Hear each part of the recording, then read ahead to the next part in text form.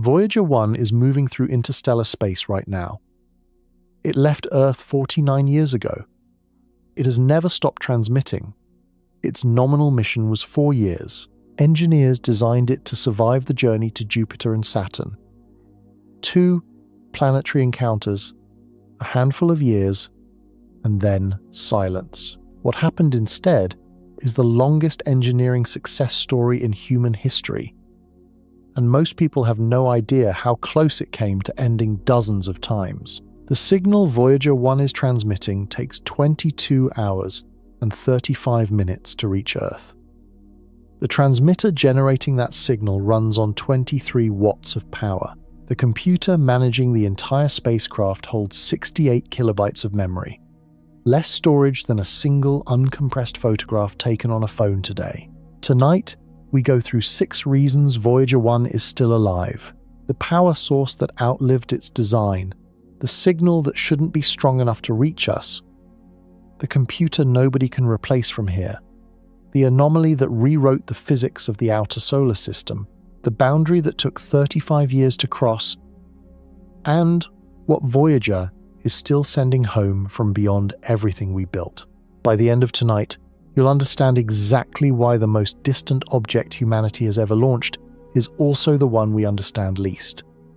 If this is the kind of night you return to, subscribe. It helps this quiet universe keep growing. Let's begin. The first secret, the power that outlived its design. On the 5th of September, 1977, at 8:56 in the morning Eastern Time, a Titan 3IE rocket lifted off from Launch Complex 41 at Cape Canaveral and placed a 772-kilogram spacecraft into a trajectory that would carry it past Jupiter, past Saturn, and eventually, though nobody said this out loud in the mission briefings, past everything. The spacecraft was Voyager 1. The mission plan was built around 4 years, long enough to complete the Jupiter encounter in March 1979, reach Saturn in November 1980, and transmit everything back before the equipment failed or the money ran out or the team moved on to other projects. 4 years was the design envelope. 4 years was what the engineers agreed to certify. Nobody planned for 49. The question of why it has lasted this long begins not with software or antenna dishes or the patience of engineers, but with physics, specifically with 3 small canisters of processed plutonium attached to the spacecraft's body on extending booms, angled away from the instruments to reduce radiation interference. These are the radioisotope thermoelectric generators, or RTGs, and they are the reason Voyager 1 is still transmitting from 24 billion kilometers away, while every other spacecraft that relied on solar panels would have gone dark before it reached the orbit of Jupiter. At Jupiter's distance, sunlight is roughly 27 times weaker than at Earth. At Saturn, nearly 84 times weaker. Beyond Saturn, the math becomes punishing. A solar panel that produces 1 kilowatt at Earth's orbit produces roughly 4 watts at the distance Voyager 1 crossed in 1990. By 2026, at approximately 163 times Earth's distance from the Sun, any solar power system capable of launching on a rocket in 1977 would produce nothing measurable at all. The outer solar system is not darkness in the poetic sense. It is darkness in the engineering sense. The kind where the calculation resolves to 0 and no adjustment of panel size or efficiency rating changes that answer. The math does not negotiate. The RTGs work differently. No moving parts. No fuel in the combustion sense. No circuit that degrades with temperature cycling. Their heat comes from the spontaneous decay of plutonium-238, an isotope selected specifically because it produces a steady, manageable heat output over decades rather than the intense, short-duration energy release of reactor fuel. The thermoelectric converters, silicon-germanium junctions embedded in the RTG housing, convert some fraction of that heat directly into electricity. Not efficiently. The conversion rate is roughly 6%, but the heat input is continuous, and continuity was the only property that mattered for a mission measured in decades rather than years. When Voyager 1 launched, its 3 RTGs together produced approximately 470 watts of electrical power. That was enough to run the suite of scientific instruments. The onboard computers, the transmitters, the heaters that kept critical components above their minimum operating temperatures, and all the attitude control thrusters and gyroscopes that maintained the spacecraft's orientation relative to Earth. 470 watts is roughly the power consumption of 4 household light bulbs, modest by any terrestrial standard, extraordinary by the standards of a spacecraft that was never supposed to last long enough to need more.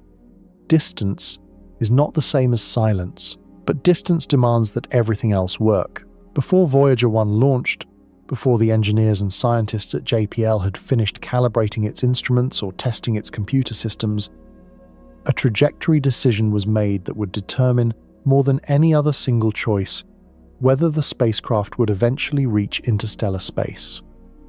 The decision was not presented that way at the time. It was presented as a choice between 2 scientific priorities at Saturn, with no particular consideration of what would happen 45 years later. But it was the decision that sent Voyager 1 out of the plane of the solar system and onto a trajectory from which it could never return to the planets, and from which it could never stop moving outward. The choice was whether to attempt a close flyby of Titan, Saturn's largest moon and the only moon in the solar system known to have a substantial atmosphere. Titan had been intriguing planetary scientists since Gerard Kuiper detected its methane atmosphere in 1944. By 1977, when Voyager was being prepared for launch, Titan was considered the most scientifically compelling target in the outer solar system, after Jupiter and Saturn themselves, possibly harboring conditions relevant to the chemistry of early Earth. Possibly warm enough in the right regions for liquid on its surface, certainly complex enough in its atmospheric chemistry to justify the highest priority observation any Saturn mission could make. A close Titan flyby required threading the spacecraft past Saturn's moon at a distance of only a few thousand kilometers, close enough to sample the atmosphere, map the surface through the haze, and measure the magnetic and plasma environment in detail. Achieving the close Titan approach required a trajectory that would bend Voyager 1's path out of the ecliptic plane, the flat disk of the solar system in which the planets orbit, and into a steep angle that would preclude any further planetary encounters. After Titan, Voyager 1 would be moving too fast, in the wrong direction, to visit Uranus or Neptune. Those destinations would have to wait for Voyager 2. The trajectory team at JPL, led by Charlie Colhays, made the recommendation in the pre-launch planning. Send Voyager 1 to Titan, accept the loss of the outer planet encounters, and rely on Voyager 2 to complete the grand tour. The recommendation was accepted. On the 12th of November 1980, Voyager 1 flew past Titan at a distance of 4,394 kilometers, returning the first close-up data on an atmosphere that turned out to be thicker with nitrogen than anyone had expected, and more opaque with hydrocarbon haze than anyone had modeled. The surface was invisible. The atmosphere alone was a landmark result. The trajectory that took Voyager 1 past Titan also ensured that it would leave the solar system on a heading that would carry it into the interstellar medium faster than any other spacecraft. The same geometric constraints that made Titan accessible made the return to the ecliptic impossible, and the same outward momentum that allowed the close Titan approach carried the spacecraft steadily northward out of the solar system's plane and toward the heliopause. The interstellar mission, the Voyager interstellar mission, formally designated by NASA in 1989, was not a plan that existed in 1977. It was a consequence of a plan that did exist. The decision to see Titan up close, whatever the cost to the rest of the tour. Nobody who voted to prioritize the Titan flyby in 1977 was thinking about the heliopause. They were thinking about atmospheric chemistry and the origin of life. What they got, in addition to Titan's nitrogen atmosphere, was the trajectory for the first human-made object to cross into interstellar space. One moon, one decision, 49 years of consequences that nobody planned for. The plutonium-238 inside Voyager's RTGs is not the same isotope associated with nuclear weapons. Weapons-grade material, plutonium-239, splits readily under neutron bombardment, releasing energy in microseconds through a chain reaction. Plutonium-238 does not split that way. It decays slowly and steadily through alpha particle emission, releasing energy as heat at a rate governed by its physical half-life, not by any external trigger. It cannot be weaponized. It cannot be made to go critical. It is, in the engineering sense, a very precisely controlled slow fire that burns for centuries. Each of Voyager's 3 multi-100-watt RTGs contained about 4.5 kilograms of plutonium-238 dioxide.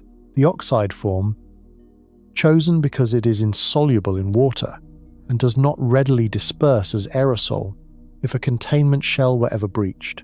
The total fuel mass across all 3 RTGs was approximately 13.5 kilograms of material that would still be producing measurable heat in 1,000 years. The engineers chose the fuel amount not to maximize power output, but to match it to the mission's needs across the expected lifetime, with a margin they hoped would extend that lifetime somewhat beyond the design envelope. They did not know how much beyond. Glenn Riegler, who worked on the power subsystem design, described the RTG selection process in a 1977 JPL technical report as driven almost entirely by thermal stability over time. The requirement that the power output curve be predictable to within a few percent over the full mission duration. Plutonium-238's decay rate is so consistent that the power available from an RTG at any future date can be calculated from a simple exponential function of elapsed time and the known half-life. There are no sudden drops, no threshold effects, no surprises from phase changes or material fatigue. The power curve descends smoothly and predictably, carrying with it the only honest answer to the question of how long the spacecraft can operate, as long as enough power remains to run the minimum viable set of instruments. Here is what that looks like in practice. That minimum set, in 2026, is 4 instruments. The plasma wave subsystem, which detects oscillations in the plasma that surrounds the spacecraft. The cosmic ray subsystem, which counts and categorizes high-energy particles arriving from outside the solar system.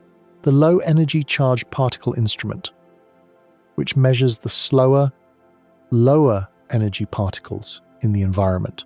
And the magnetometer, which maps the direction and intensity of the interstellar magnetic field. 4 instruments from the original 11. Still running, still sending data, because the RTGs still produce enough power, just barely, to run them and nothing else. The cameras that photograph Jupiter's Great Red Spot in detail never seen before. The instruments that mapped Titan's nitrogen atmosphere. The detectors that sampled Saturn's ring particles.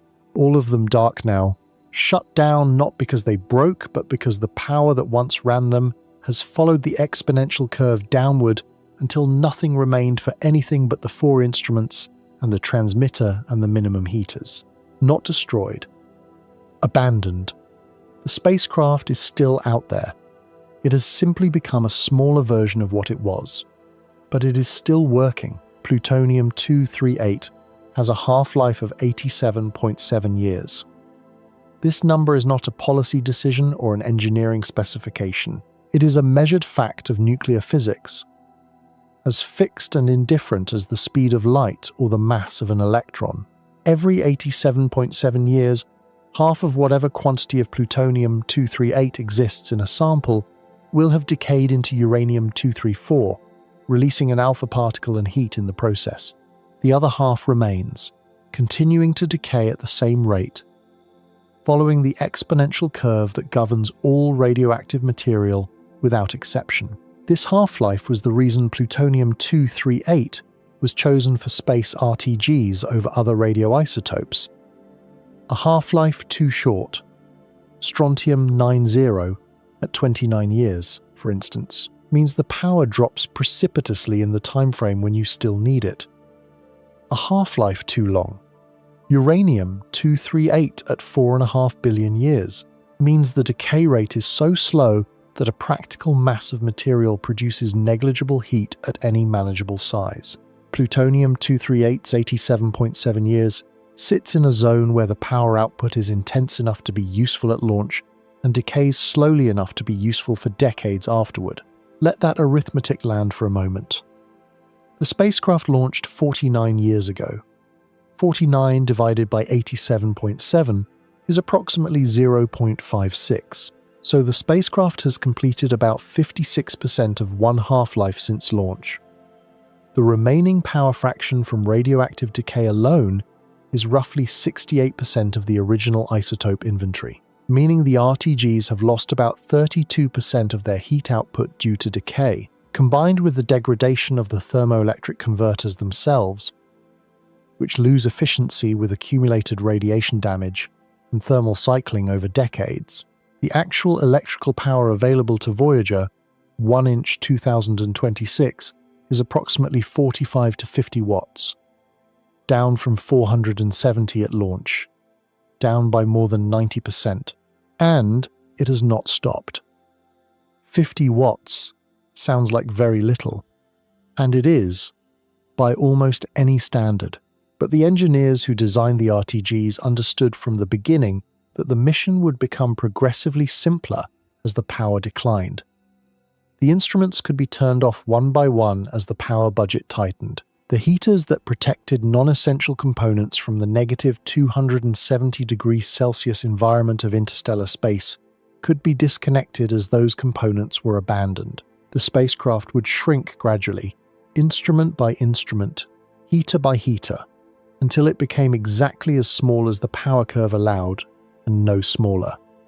That process has been ongoing for decades, and the 4 instruments still running have been running long enough that the engineers who designed them have retired.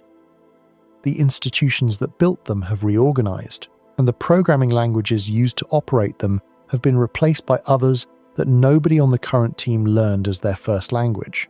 The power curve has been descending for 49 years. It still has not reached zero. Distance is not the same as silence, and slow is not the same as stopped. Every watt that Voyager 1 produces has to be spent somewhere, because an RTG that is generating heat regardless of what the spacecraft needs at any given moment. The thermoelectric generators cannot be throttled. The heat is always there. The question is always what the heat is powering, and whether the answer is the right answer for that stage of the mission. The history of Voyager 1's power management is a history of deliberate surrender. Each shutdown was a calculation, a weighing of the science still available from an instrument against the power that instrument consumed against the science available from the instruments that would run on the same power if the first were switched off. No shutdown was a failure. Every shutdown was a choice made by people who had come to know the spacecraft better than any other human artifact ever built, and who understood that keeping it alive meant letting parts of it die. The cameras were the most visible surrenders. Voyager 1's imaging system, the Vidicon cameras that sent back the photographs of Jupiter's moon Io erupting with sulfur volcanoes, of Saturn's rings resolved into individual gaps named and catalogued for the first time, was shut down in 1990 after Carl Sagan convinced mission managers to turn the cameras one last time toward Earth. The resulting image, taken from approximately 6 billion kilometers away, showed Earth as a point of light barely distinguishable from the background, less than a pixel across, suspended in a sunbeam diffracted through the camera optics. Sagan named it the pale blue dot. The cameras were shut off immediately afterward. They have not operated since. The cameras that photographed Io erupting for the first time. The cameras that resolved Saturn's rings into something nameable. Silent now. Not broken. Just gone. The planetary radio astronomy instrument followed. Then, the photopolarimeter. The ultraviolet spectrometer ran until 2007, providing valuable data on interstellar ultraviolet radiation before its power allocation was reassigned. Each shutdown extended the mission for the instruments that remained. Each decision about what to turn off was, in effect, a decision about what Voyager 1 was for. What it is for now, in 2026, is 4 things: measuring plasma waves, counting cosmic rays, tracking low-energy charged particles, and mapping the interstellar magnetic field. These are not the most spectacular instruments. They produce no photographs, no images, nothing that translates easily into a visual. They produce numbers, counts per second, field strength in nanoteslas, frequency spectra in kilohertz. They produce the quiet, patient data of a spacecraft doing exactly what the interstellar environment requires, measuring the things that only a spacecraft at this distance, in this medium, can measure, and transmitting that data home at a rate of 160 bits per second, 24 hours a day, every day, without interruption. Instruments need power to produce science, but what keeps an instrument alive, even when it is not producing science, is warmth. Electronic components, transistors, capacitors, resistors, the analog circuitry of 1977 era spacecraft instruments have minimum operating temperatures below which they cease to function correctly, and minimum survival temperatures below which they crack, delaminate, or undergo phase changes in their materials that destroy them permanently. In the environment of deep space, where the ambient temperature is approximately 2.7 Kelvin, 3 degrees above absolute zero, the only warmth available is what the spacecraft generates itself. Voyager 1 was designed with a network of radioisotope heater units separate from the main RTGs, small pellets of plutonium-238, each producing roughly 1 watt of heat, embedded in the spacecraft structure near components that needed to be kept above their survival temperatures. These heater units are passive. They cannot be turned off. They require no power. They produce heat as long as the plutonium inside them continues to decay. They were designed to keep critical components alive during the cold years of transit between planets, when instruments would be powered down to conserve energy, and the heaters would be the only thing standing between a functioning spacecraft and a frozen one. 49 years later, those heater units are still working. They have not been turned off because they cannot be turned off. They have not degraded in the way that electronic systems degrade because their only function is heat, and heat requires nothing more than the steady decay of atoms that are not yet done decaying. They are, in a real sense, the most patient components on the spacecraft. Devices that will still be producing their 1 watt each when Voyager 1 has been silent for centuries. Still working. After 49 years of interstellar cold, still producing the only warmth available to a machine 24 billion kilometers from the nearest star. The spacecraft carries a small number of electrical heaters as well, components that draw on the RTG power budget to maintain temperature in locations where the passive heater units could not be placed, or where a greater or more adjustable heat input was needed. These have been turned off, one cluster at a time, as the power budget tightened. Each electrical heater switched off meant a component somewhere accepting a colder ambient environment, operating closer to its minimum rated temperature, surviving on the thermal margin that its designers built in for exactly this eventuality. So far, none of those margins has been exceeded. The components have survived at temperatures their designers considered acceptable, if not comfortable. The thermoelectric generators do not just produce electricity, they produce heat, and much of that heat, the roughly 94% that the silicon-germanium converters do not turn into electricity, radiates from the RTG housings into the spacecraft structure, warming it from the inside out. This waste heat, which cannot be redirected or stored, has been a source of warmth for the instruments and computers for 49 years. It has been declining along with the electrical output, at the same rate, following the same exponential curve. The spacecraft is getting colder, slowly. It has been getting colder for 49 years. It has not yet reached the temperature at which critical components fail. This is the first secret. Not that Voyager 1 is powerful. It is not, but that its power has declined slowly and predictably enough that the team managing it has had decades to adjust, to prioritize, to decide what mattered most, and to keep those things running. The power that outlived its design did not do so through luck. It did so through physics that does not negotiate, paired with engineering that accounted for exactly that physics and built margins around it that have held for nearly half a century. But the power being there is only half the story. The other half is getting what the power produces back to Earth, and that is a problem of an entirely different kind. There is a detail about Voyager 1's thermal management that does not appear in most accounts of the mission, and that the engineers who designed it did not fully anticipate at the time. When the RTGs generate heat, that heat flows through the spacecraft structure. Some of it is deliberately channeled toward components that need to be kept warm. Some of it radiates away from surfaces designed to emit it into space. And some of it, a fraction that depends on the geometry of the spacecraft, the thermal conductivity of its materials, and the precise orientation of its attitude relative to the Sunday, flows in directions that were not the primary design intent.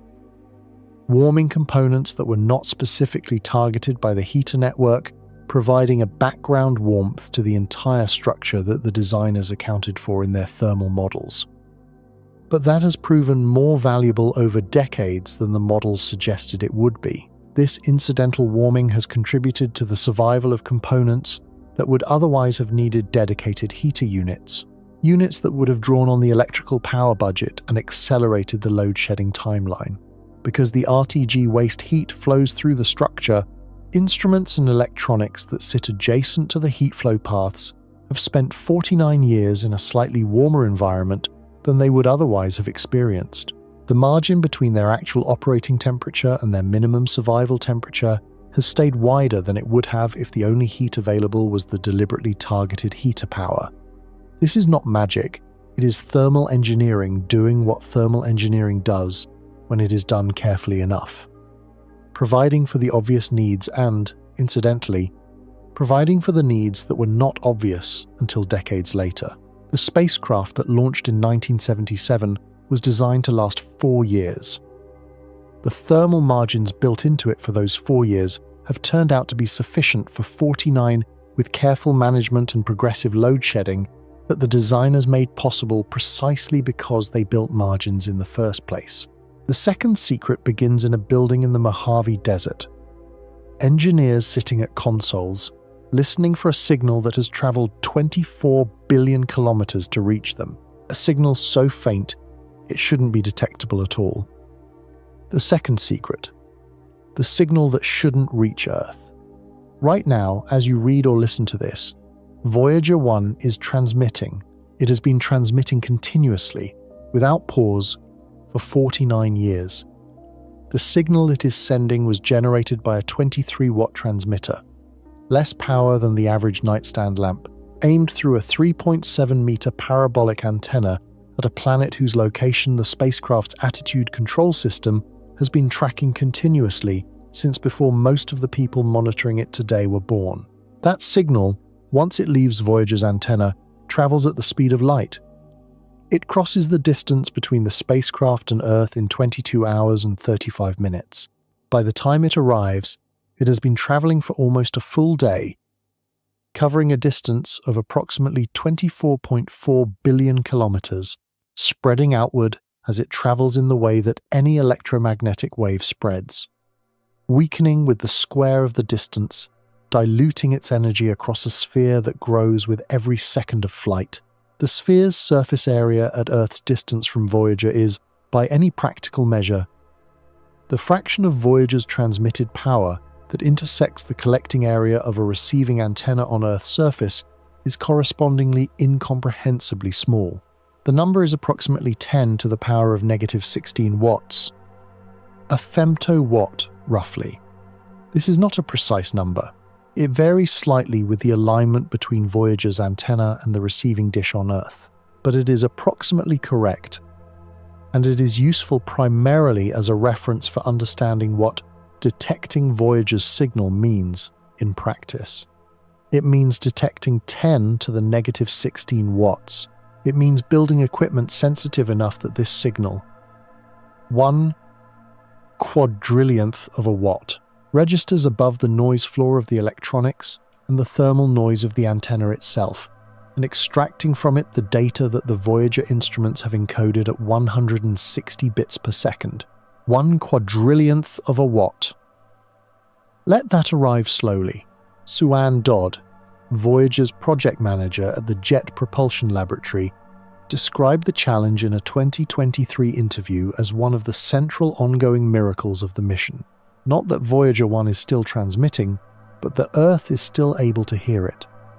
The spacecraft's end of the link is fixed. 23 watts, one antenna, no upgrades possible. The Earth end has been the variable, improving over decades as receiving technology improved, keeping the link viable as Voyager's signal grew progressively fainter with each year of additional distance. Distance is not the same as silence. But hearing something this quiet requires that silence be taken seriously as an engineering problem. 23 watts. Before you move past that number, hold it for a moment and consider what it means in context. A standard incandescent light bulb, before they were phased out, drew 60 watts of power and produced approximately 800 lumens of visible light. A modern LED bulb producing the same 800 lumens draws about 9 watts. The transmitter that has been reaching across the entire diameter of the solar system for 49 years uses slightly more than 2 of those LED bulbs worth of power, converted not to light but to focused radio frequency energy, aimed through an antenna designed to concentrate that energy into the narrowest practical beam. 2 LED bulbs worth of power. 49 years, 24 billion kilometers. The antenna is a parabolic dish 3.7 meters across, roughly the height of a tall ceiling in a large room. It was machined and assembled in the early 1000. 970 seconds from aluminum and titanium, coated against radiation darkening, balanced for the torques that would be induced when the solar wind pressure on it changed as Voyager moved away from the Sunday. It is aimed at Earth through a combination of gyroscopes and star trackers and thruster firings that have been maintaining the pointing accuracy continuously for 49 years. The pointing has to be accurate to within fractions of a degree. The radio beam is narrow, and a misalignment that seems small in angular terms translates to a significant miss at Earth's distance. The 23 watts that enter the antenna are concentrated into a beam whose half-power width is approximately 0.6 degrees. This beam, by the time it has traveled 24 billion kilometers, has spread to a diameter that covers an area much larger than Earth. But the energy per square meter at Earth's distance is not zero.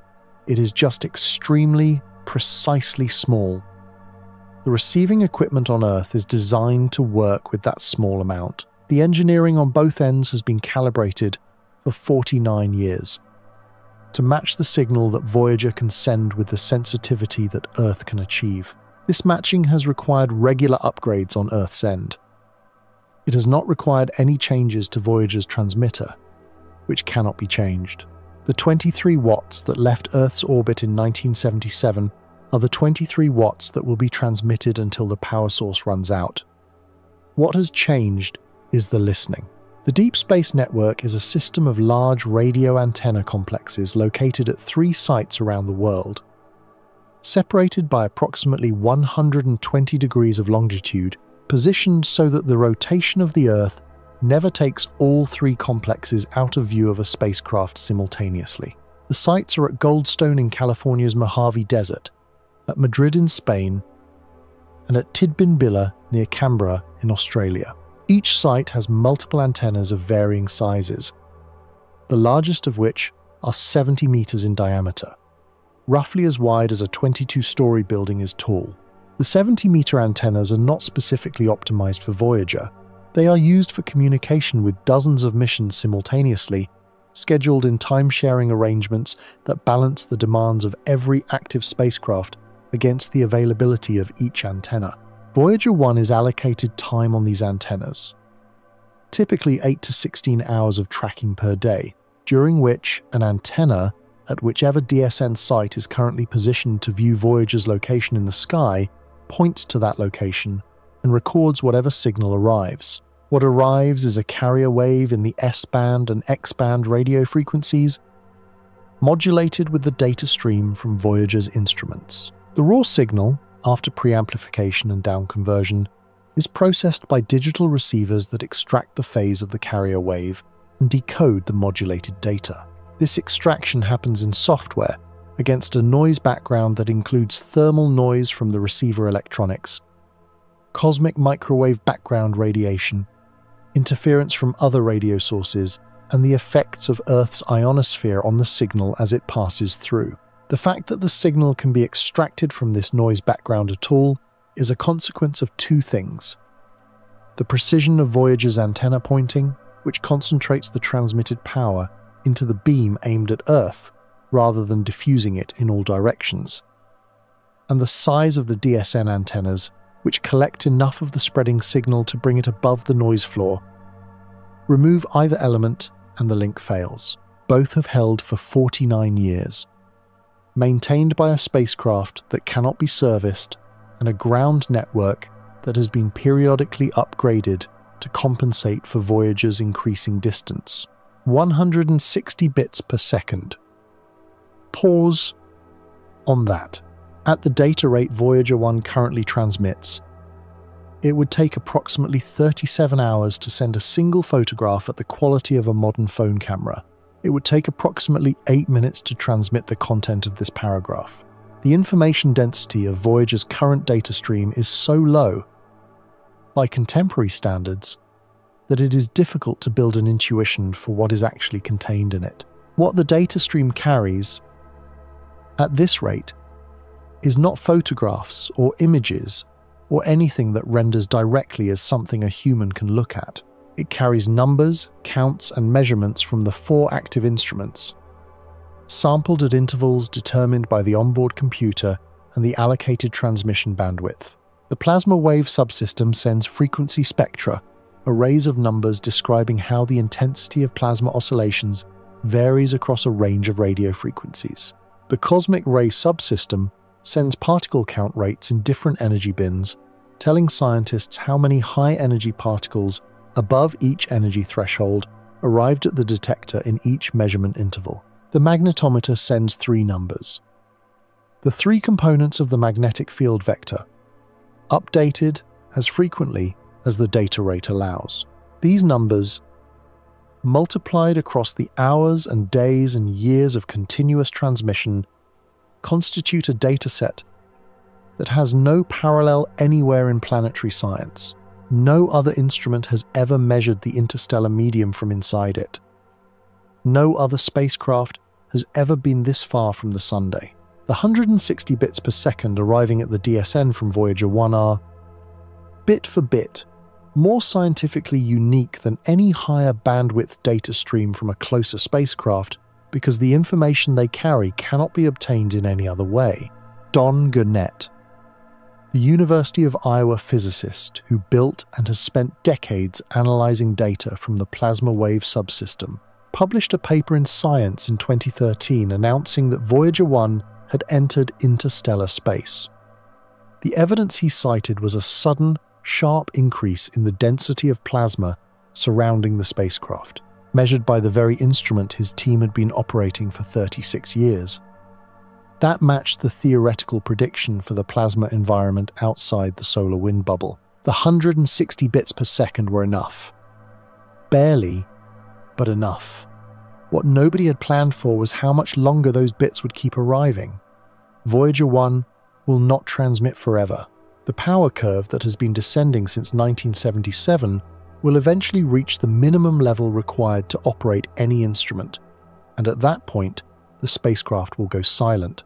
Not because it fails catastrophically, not because a component breaks, but because the fuel supply that was always finite has finally, inevitably, reached its practical floor. The JPL team's current estimates updated regularly as the power budget is revised, suggest that the last instruments will need to be shut down sometime in the late 2020 seconds or early 2030 seconds, depending on how efficiently the remaining power can be managed and which instruments are prioritized in the final years. Some of these estimates have been revised as engineers found ways to operate instruments at lower power than originally rated. Some instruments have been shown to function, just barely, below their specified minimum power input. The envelope has been pushed, carefully, repeatedly, and each push has added months or years to the mission. But the envelope has limits. What will end the mission is not mystery. It is arithmetic. The RTGs will keep producing heat after the instruments shut down. They have no off switch. But the heat will be too little to run anything useful, and eventually, too little to keep the transmitter's oscillator stable enough to produce a coherent carrier wave. When the carrier coherence fails, there will be no signal to detect. The antenna will still be there, still aimed at Earth by gyroscopes, whose precession will eventually no longer be corrected by thrusters with no more fuel. The structure will still be moving through interstellar space at approximately 17 kilometers per second on a trajectory that will carry it through the galaxy for billions of years. But the silence will have finally arrived, and the 22 hours and 35 minutes of travel time will mean that Earth won't know it for almost a full day after. There is a room in a building at the Jet Propulsion Laboratory in Pasadena, California, where the data from Voyager 1 arrives. It is not an impressive room by the standards of science fiction. No large screens with solar system graphics. No dramatic lighting. It is the kind of room that working scientists actually occupy. Displays showing numbers and plots, workstations running analysis, software, coffee, ordinary furniture. The people in that room, during a Voyager tracking pass, are watching the numbers arrive in real time, or as close to real time as 22 hours and 35 minutes of light travel time permits. The data that arrives is processed automatically, decoded, calibrated, time-stamped, archived. Scientists download what they need and analyze it against models of the interstellar medium that Voyager's own data has been shaping and revising for the past decade. The team that processes this data is small. The Voyager program now runs on a budget that would not fund a new instrument, let alone a new mission. And they know the spacecraft and its instruments with a familiarity that has accumulated over years of monitoring and troubleshooting. They also know, precisely, what they are listening to. The sound of a machine built in the early 1970 seconds, running software, written in an era before personal computers existed, transmitting data about a region of space that no human instrument had ever reached before, across a distance that makes the phrase "far away" sound inadequate. When those engineers sit in that room and watch the numbers arrive, they are watching the longest conversation in human history. 49 years of questions asked by instruments and answers still coming back. What almost ended that conversation was not the spacecraft. It was nearly the ground. There is a detail about the Voyager mission that appears in almost no popular account of the spacecraft's longevity, and that most people who know the program well consider one of the most underappreciated engineering stories of the past half-century. It is this.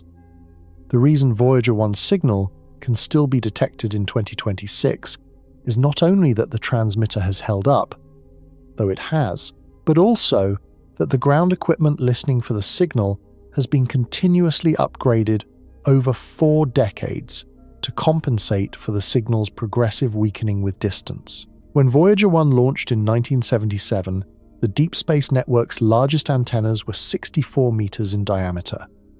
They were state-of-the-art at the time. Enormous collecting surfaces, sensitive receivers, the best Earth-based listening equipment available for communicating with deep space probes. They were sufficient for the mission's early years. When Voyager was still in the inner solar system and the signal was relatively strong, they were already being pushed toward their limits by the time Voyager reached Jupiter in 1979. And the team understood then that the link budget, The accounting of signal power versus receiver sensitivity would grow tighter with every additional year of the mission. The first major upgrade came in the late 1982, when NASA made the decision to extend the DSN's primary antennas from 64 meters to 70 meters in diameter. The existing antenna structures had to be reinforced to support the added surface area without compromising the pointing precision that made them useful. But it was accomplished at all three network sites by 1988. The larger collecting area increased the received signal power by roughly 20%, extending the range at which Voyager's signal could be reliably decoded. It was 20% that the mission needed.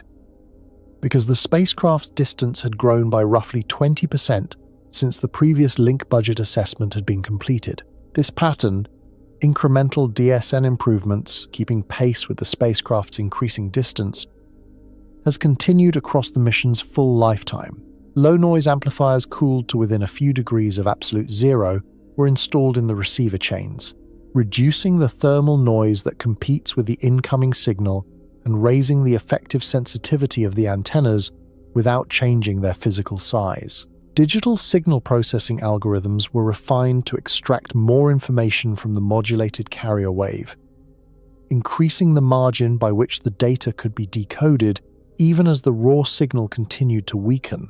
The DSN's scheduling software was improved to increase the total number of hours per day when Voyager's signal was actively being received, maximizing the scientific return from each transmission session. There is an ongoing engineering project at JPL focused specifically on what it will take to maintain the Voyager link as the spacecraft's power continues its slow decline. The project evaluates new receiver technologies, new signal processing approaches, new noise reduction methods, anything that might recover a few additional decibels of link margin, translating into additional weeks or months of scientific data before the signal falls below the threshold for reliable decoding. Some of these technologies have already been deployed. Others are waiting for the moment when the current margin becomes insufficient and a more aggressive solution becomes necessary. The spacecraft cannot be upgraded, the distance cannot be shortened. What remains modifiable is the ground side of the link and the ingenuity of the people who have been working to keep it functional. Every improvement to the DSN that keeps Voyager's signal decodable is, in a practical sense, a mission extension. Additional months of scientific data from the only instrument in interstellar space, achieved not by launching anything new but by listening more carefully to what is already out there. The transmitter is fixed. The receiver is as flexible as the engineering team's knowledge and imagination allow. In that asymmetry lies the reason Voyager 1 is still talking to Earth in 2026, not just because the spacecraft has held up, but because the people listening have refused to accept the limits of the hardware they inherited. The third secret is about why that conversation has not ended, and why it almost did. The third secret: the computer that predates the internet. Voyager 1 is operated by 3 separate onboard computers, each performing a different function, each built in the early 1970s, using integrated circuit technology that was state-of-the-art for its era and would be considered primitive by any contemporary standard. The command computer subsystem receives and stores commands transmitted from Earth. The flight data system collects measurements from the scientific instruments and formats them for transmission. The attitude and articulation control system manages the spacecraft's orientation, processing data from the gyroscopes and star trackers and issuing commands to the thrusters that keep the antenna pointed at Earth. Each of these computers has a memory capacity of approximately 4,096 words of 18-bit memory. 3 computers, approximately 12,000 words of memory total, roughly 69 kilobytes, depending on how you convert 18-bit words to contemporary byte measurements. This number is not an approximation chosen for dramatic effect. It is the actual memory capacity of the computers managing the only human-made object in interstellar space. Your phone, if you are reading this on one, has a memory capacity measured in gigabytes, billions of bytes. The ratio between a modern phone's memory and Voyager 1's onboard computers is approximately 100,000 to 1. A single second of video on your phone contains more data than Voyager 1's computers have ever been able to hold at once. The spacecraft navigating interstellar space is, in terms of raw computational capacity, less powerful than a calculator purchased at a drugstore. This is not a problem that went unnoticed. It was understood from the beginning, and it shaped every aspect of how the spacecraft was designed and how it is operated. The computers are not running complex real-time analysis. They are executing pre-programmed sequences of commands, formatted and uploaded from Earth, carrying out instructions that were written by people and transmitted across 22 light-hours of space. The intelligence in Voyager's operation is not on board. It is here, in the people who write the commands and model the effects before the upload happens. The software running on Voyager 1's computers was written in Fortran, an assembly language in the early 1970 seconds, when the spacecraft was being built and tested. It has been modified many times since launch. New command sequences uploaded as mission phases changed. Patches applied to fix problems discovered in flight. Instrument operating modes adjusted as the power budget tightened. But the fundamental structure of the code, the underlying programs that manage the spacecraft's core functions, has never been replaced wholesale. It cannot be, because the computers running it have no operating system in the contemporary sense, no file system, no framework for downloading and installing a new version of anything. The programs are stored in the computer's read-only memory and in sections of the read-write memory that are treated as permanent. Changing them requires carefully crafting new code that works within the exact constraints of 1970 seconds hardware and then transmitting it from Earth, hoping it arrives correctly and executes without error. The engineers who wrote the original software are retired or dead. The documentation they left behind is incomplete by contemporary standards. Programs of that era were not always thoroughly commented, because the people writing them knew what the code did without being told, and they did not anticipate needing to explain it to people 49 years later. The current team has spent years reconstructing the intent of code segments they did not write, using a combination of surviving documentation, recovered memos, and empirical testing, sending commands to the spacecraft and observing the results from 22 light-hours away. This situation is not unique to Voyager. Many critical systems, power grid infrastructure, industrial control systems, financial networks, run on software written decades ago that nobody fully understands anymore. What is unique about Voyager is the consequence of a misunderstanding. If a patch to a power grid controller introduces a bug, it can be rolled back within minutes. If a command sequence sent to Voyager introduces an error that causes the spacecraft to enter a fault protection mode, the round-trip communication time for diagnosis and correction is 45 hours. During those 45 hours, the spacecraft does whatever its fault protection programming tells it to do, without human intervention, because the speed of light sets a limit on how quickly a human can respond. Every command sent to Voyager 1 is the product of a process that begins weeks or months before the command is actually transmitted. Engineers write the command sequence, model its effects on the spacecraft's state, checking that it does not violate any hardware constraint, exceed any thermal or power limit, or conflict with the existing sequence of background processes. Validate it in a software simulator that runs a virtual Voyager on computers at JPL, and then submit it for review by other engineers who repeat the validation process independently. Only after this process is complete is the command encoded in the DSN uplink format and transmitted. The transmission itself takes 22 hours and 35 minutes to reach the spacecraft. The spacecraft acknowledges receipt of the command and executes it. The telemetry confirming execution takes another 22 hours and 35 minutes to return. The minimum round-trip time for "did it work?" is 45 hours. If it did not work, if the command produced an unexpected result, or if something in the spacecraft's state was different from the model. The team observes the anomaly in the telemetry and begins the process of understanding what happened and what to do next. This process unfolds on timescales of days to weeks, not minutes. This operating tempo is why the Voyager team is sometimes described as the most deliberate spacecraft operations team in NASA history. They cannot afford to improvise. A command sent to Voyager on impulse, before it has been fully validated, could produce a result that takes months to diagnose and years to understand the full consequences of. Every action is considered as if it cannot be undone. Because in the practical sense of a spacecraft, 450 light minutes away, it cannot. In November 2023, something changed in the telemetry arriving from Voyager 1. The scientific data from the 4 active instruments looked normal. The housekeeping data, the engineering measurements that tell the team about the spacecraft's health, its temperatures, its power levels, the status of its subsystems, came through as a stream of ones and zeros that did not correspond to any known data format. The flight data system, the computer responsible for collecting and formatting data from the instruments, was producing output that could not be decoded.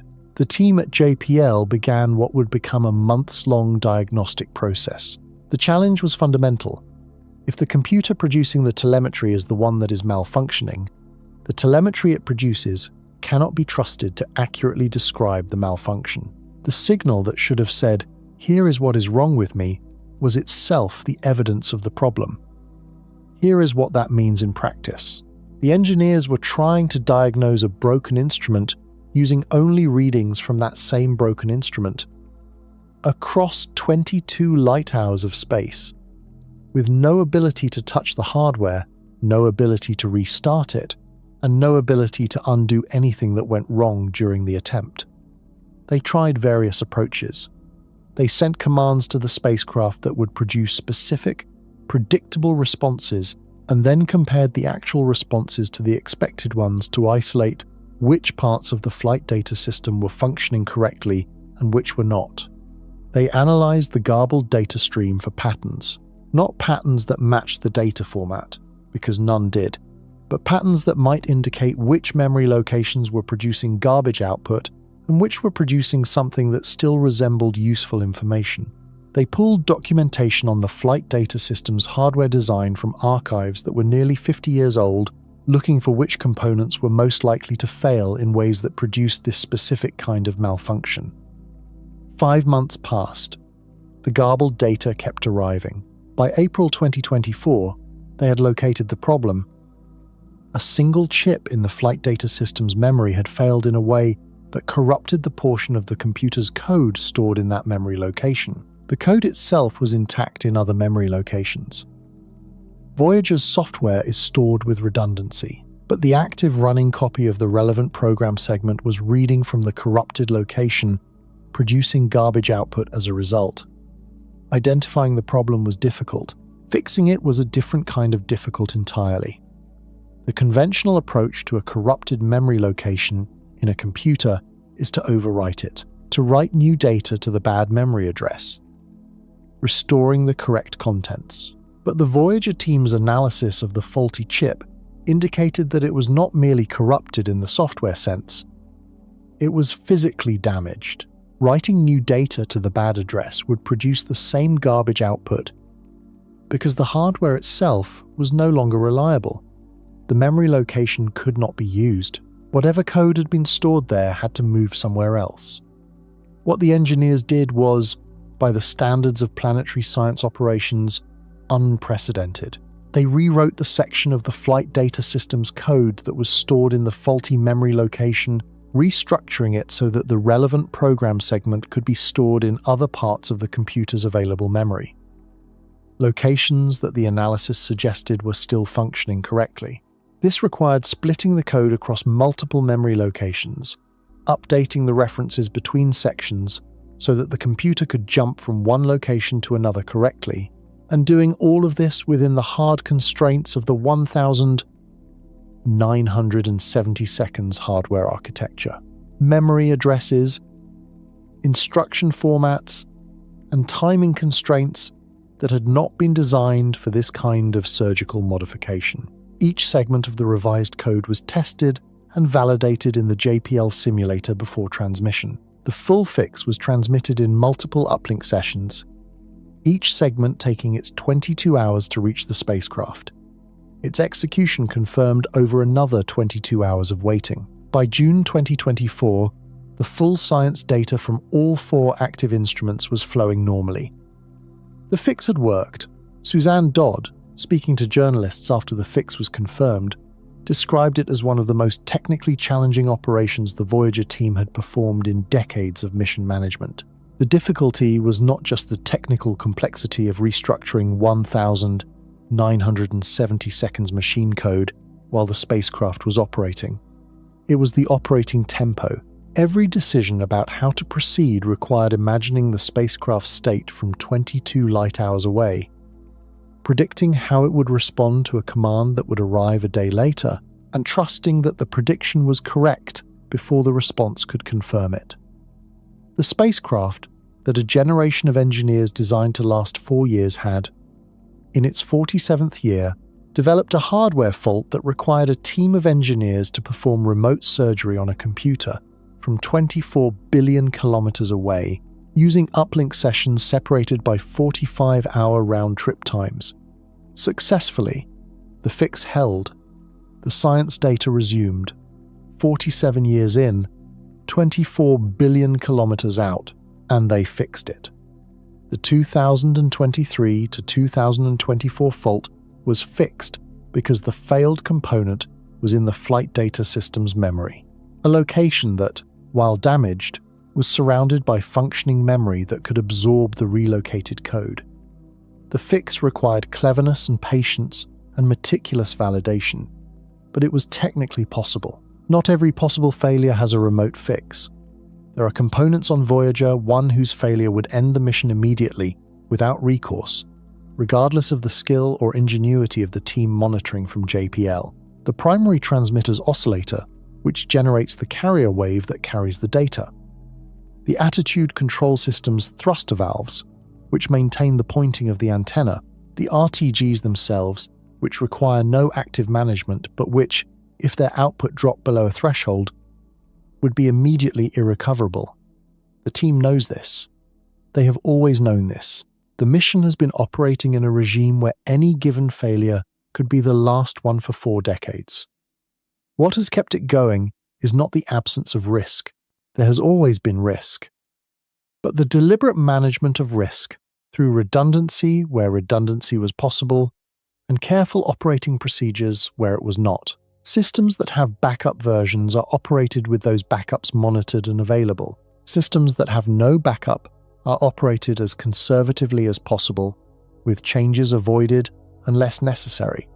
Commands validated to a degree that would seem paranoid in any shorter duration mission.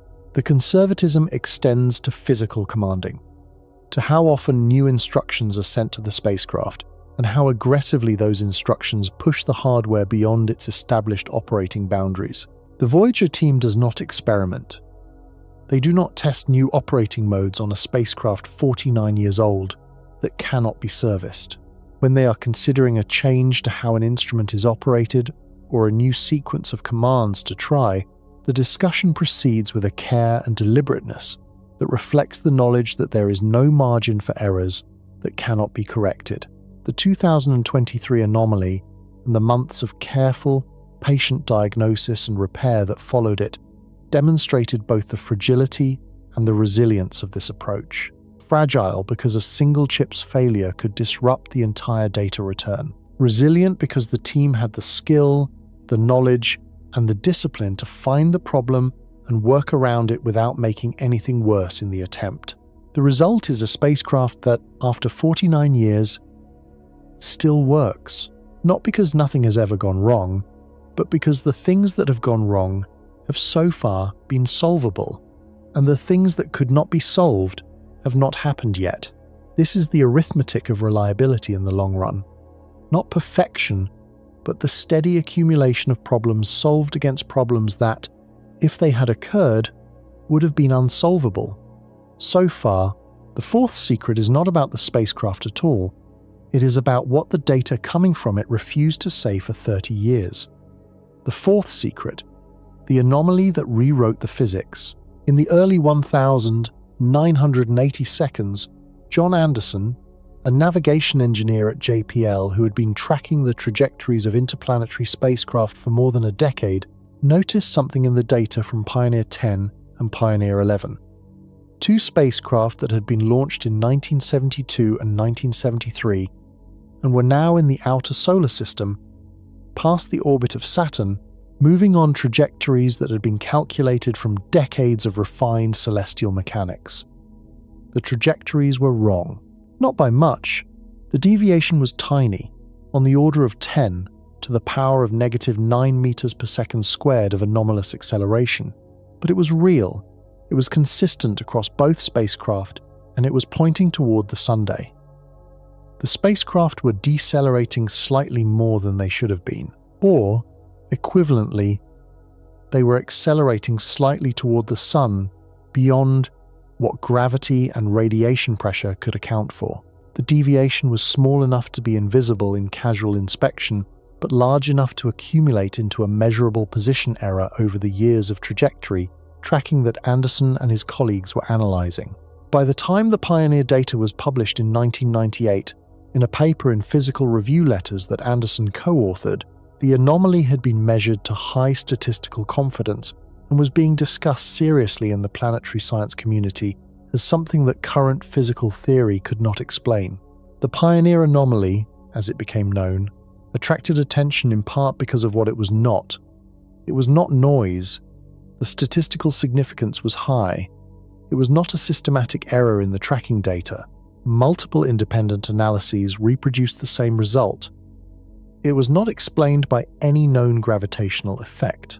The calculations accounted for every known gravitational source in the solar system, including the gravitational influence of the planet's moons and the mass of the asteroid belt. What was left after all the known effects were subtracted was a residual that did not fit any model. Something was pulling these spacecraft toward the Sunday very slightly, persistently, and nobody could explain it.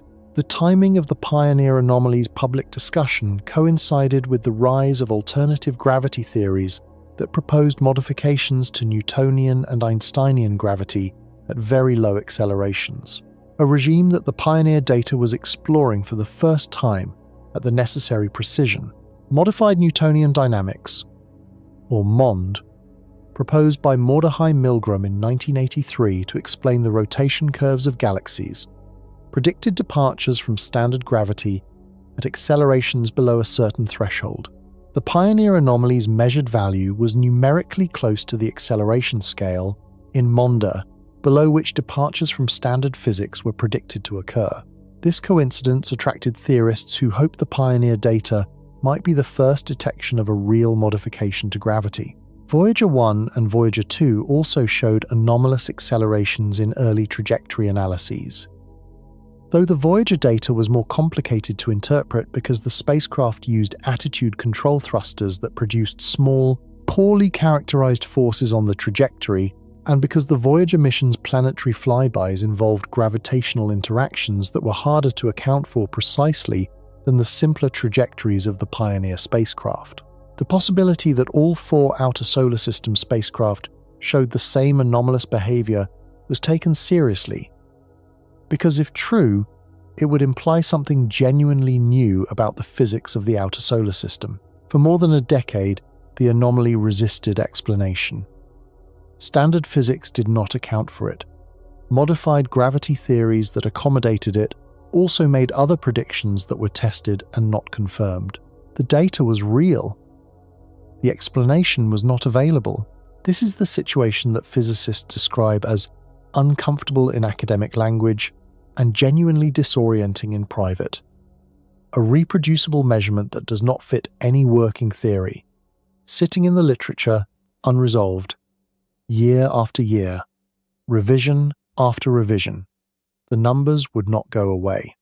The anomaly persisted in the literature from its first serious publication in the late 1990 seconds until 2012, When a team led by Slava Turishev at JPL published a paper in Physical Review Letters that presented what has since become the accepted explanation. The explanation required not new physics but better accounting of old physics, specifically the thermal physics of the spacecraft themselves.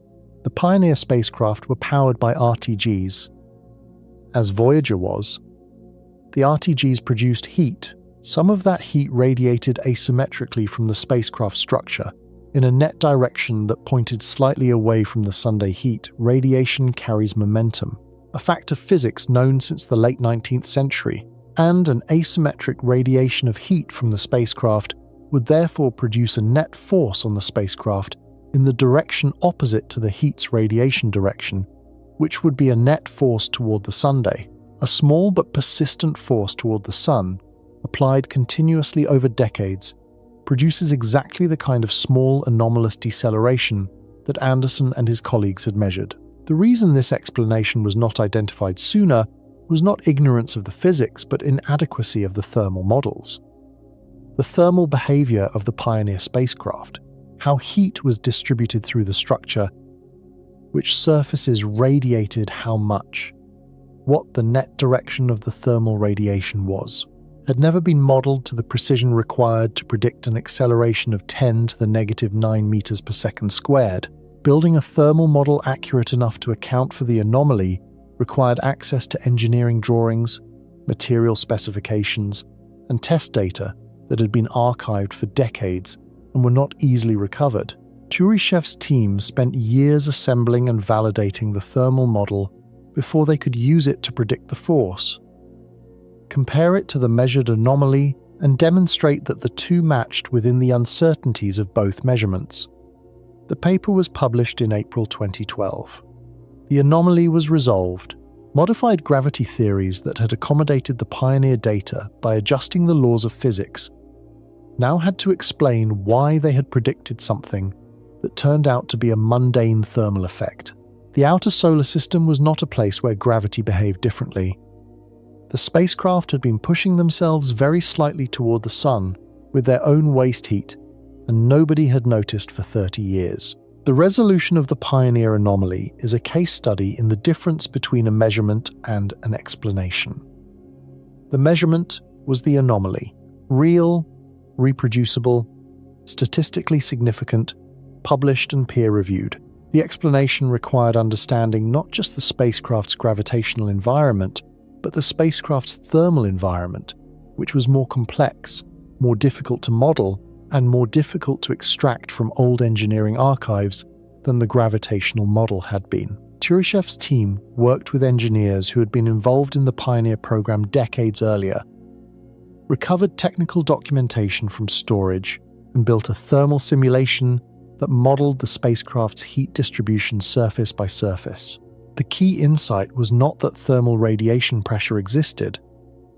That was known, but that the asymmetry of the Pioneer spacecraft's thermal radiation was large enough, in the direction it happened to point, to produce an acceleration of the measured magnitude.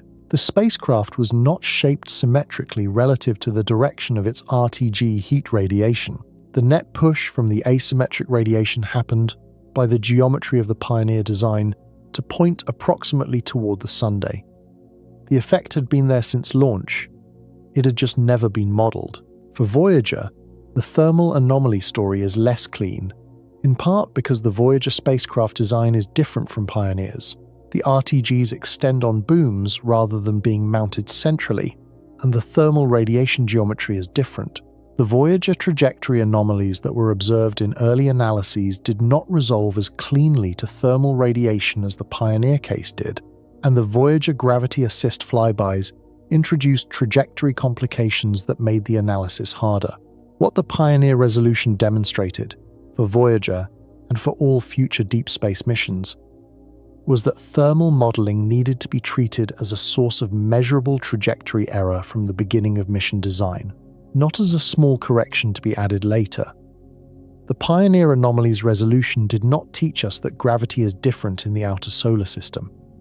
It taught us something more subtle and more broadly applicable, that precision trajectory measurements of spacecraft are sensitive to forces that are small enough to be easily dismissed as unmeasurable, but persistent enough to accumulate into detectable signatures over years and decades. This lesson has been applied to the design of every high-precision mission since 2012.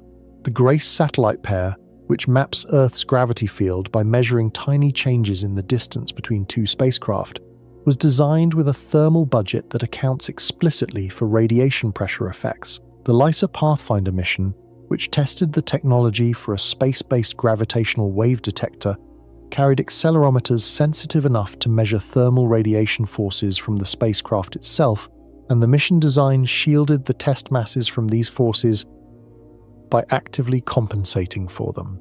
The anomaly that confused planetary scientists for 30 years had, by the time it was resolved, improved the practice of precision astrodynamics in ways that are still being incorporated into future mission designs. What Voyager 1 contributed to this story was not a clean measurement of the thermal effect. Its trajectory analysis is complicated by too many other factors for that, but a data point in the broader pattern that told scientists the outer solar system was behaving exactly as standard physics predicted. Once all the physics was accounted for, the anomaly that seemed to demand new physics turned out to require only more complete physics. This is, in the history of science, a more common resolution than new physics, and a more satisfying one, because it demonstrates that the framework works when the framework is applied carefully enough. Before the Pioneer anomaly was resolved, deep space navigation operated under an implicit assumption that the thermal behavior of spacecraft was a secondary concern, important for keeping instruments within their operating temperature ranges, but not significant enough to affect trajectory calculations at the level of precision that modern astrodynamics required. The Pioneer anomaly's resolution destroyed that assumption permanently, and its destruction has had consequences that extend far beyond the Voyager mission. The Bepi-Colombo mission to Mercury, launched in 2018 by the European Space Agency and JAXA, carried a thermal modeling framework that explicitly accounted for radiation pressure forces from the spacecraft structure calibrated against lessons learned from the Pioneer analysis. Mercury orbits the Sun at distances where thermal effects from solar radiation are far more intense than in the outer solar system, and the spacecraft's trajectory during its multiple Venus and Mercury gravity assist flybys required trajectory reconstruction accurate enough to detect misalignments of fractions of a millimeter per second in velocity.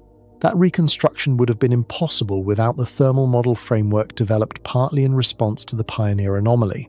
The LISA Pathfinder mission, launched in 2015 to demonstrate the technology for a space-based gravitational wave detector, took the thermal modeling requirement to its extreme conclusion. The mission's core technology, a pair of gold-platinum test cubes floating freely inside the spacecraft, shielded from all external forces, required that the spacecraft itself actively compensate for every non-gravitational force acting on it, including the thermal radiation pressure from its own structure and electronics. Achieving this required a thermal model of the spacecraft accurate enough to predict radiation pressure forces at the level of femtonewtons. Millionths of a billionth of a newton. The mission succeeded, demonstrating that free-falling test masses could be maintained in an environment quiet enough for gravitational wave detection. Without the Pioneer anomaly's resolution, the thermal modeling methodology required for that success might not have existed. John D. Anderson, who first documented the Pioneer anomaly in the 1,990 seconds and spent years puzzling over its origin, described the resolution in a 2012 interview as bittersweet. Not because the answer was wrong, but because it was not new physics. He had hoped, as many physicists did, that the Pioneer data might be pointing towards something genuinely new about gravity at low accelerations. Instead, it pointed toward incomplete accounting of well-understood physics. What it taught, Anderson concluded, was not that gravity was different in the outer solar system, but that the instruments and methods brought to bear on the problem had not been sophisticated enough to see the complete picture. The outer solar system is not mysterious, in the way the anomaly briefly suggested it might be. It is precisely as physics predicts, which means that any apparent deviation from those predictions is, most likely, a gap in the accounting rather than a gap in the theory. This is a lesson that Voyager 1 has taught in multiple forms over its 49 years. The heliosphere was not where the models said it was. The bow shock was not there at all. The interstellar plasma is denser than expected. In each case, the answer was not new physics but incomplete knowledge of existing physics. The interstellar medium's density, the sun's velocity, the structure of the heliopause. The universe is following the rules. The challenge is learning the rules completely enough to see that it is. The fifth secret requires leaving the spacecraft behind entirely and focusing on where it was going, and on the 35 years it took to get there, and on the discovery that the boundary it was heading toward was not where anyone thought it was. The fifth secret, the boundary nobody could see. On the 25th of August 2012, the plasma wave subsystem on Voyager 1 detected a sudden, sharp increase in the density of the plasma surrounding the spacecraft. The reading changed in hours. The density rose from approximately 8 thousandths of an electron per cubic centimeter, the characteristic density of the solar wind in the outer heliosphere, to approximately 80 thousandths of an electron per cubic centimeter in the local interstellar medium, a 10-fold increase. Not gradual, not ambiguous, essentially instantaneous on the timescale of planetary science, marking the moment when the plasma environment around Voyager 1 transitioned from solar in origin to interstellar in origin. This moment was the crossing of the heliopause, the boundary where the solar wind, the stream of charged particles flowing outward from the sun, is deflected and stopped by the interstellar medium, the diffuse gas and dust that fills the space between stars. The heliopause is not a solid surface. It is a pressure equilibrium, the point where the outward pressure of the solar wind exactly balances the inward pressure of the interstellar medium. Outside the heliopause, the material that surrounds the spacecraft is not solar. It has never been part of the Sunday. It is the stuff between stars, the ancient interstellar medium that has been there since before the solar system formed, and that Voyager 1 is the first human-made object to have reached. Don Gurnett and William Kurth at the University of Iowa, who operate the plasma wave subsystem, published the confirmation of the crossing in Science in September 2013, 13 months after the event, because establishing definitively that the boundary had been crossed required careful analysis of the plasma data and comparison with models of the heliopause structure. The detection was not ambiguous, but the interpretation required precision. When Gurnett announced the result at a press conference, he described the crossing as something the team had been waiting for since the mission began 43 years earlier. 43 years of waiting. One announcement. The sun is constantly shedding material. Every second, it emits roughly 1 million tons of charged particles, protons and electrons, mostly, in a stream called the solar wind that flows outward from the sun in all directions at speeds between 300 and 800 kilometers per second. This stream expands as it moves outward, weakening with distance. But it continues to flow until it encounters something that stops it. What stops it is the interstellar medium, the diffuse material that fills the space between stars. In the interstellar medium, there is approximately 1 atom of hydrogen per cubic centimeter on average, far less dense than the best vacuum achievable in a laboratory on Earth. But present and exerting pressure, the solar wind flows outward until the pressure it exerts outward equals the pressure of the interstellar medium pushing inward.